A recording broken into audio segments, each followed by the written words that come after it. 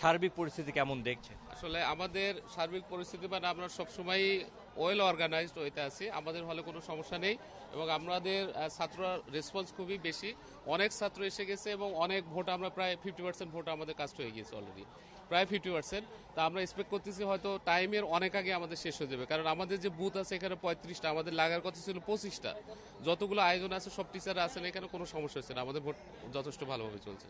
অন্য হলগুলোর চেয়ে কিন্তু অনেক দ্রুতই কিন্তু এই হলের কিন্তু ভোট কাউন্টিং হচ্ছে, কারণ এই হলের যে সার্বিক ব্যবস্থাপনা যিনি আছেন দায়িত্বরত শিক্ষকরা তাদেরকে যে বিষয়টি আমি এখান থেকে আমার সহকর্মী ক্যামেরা পার্সন বাঁধনকে আমি একটু অনুরোধ জানাচ্ছি যে এই ভোট কেন্দ্র এখানে কিন্তু তাদেরকে ব্যালট দেওয়া হচ্ছে এবং তাদের পরিচয়পত্র দেখিয়ে তাদেরকে কিন্তু সেই ব্যালট দেওয়া হচ্ছে এবং এরপরে কিন্তু তারা ভোট দেওয়ার সুযোগটি পাচ্ছেন।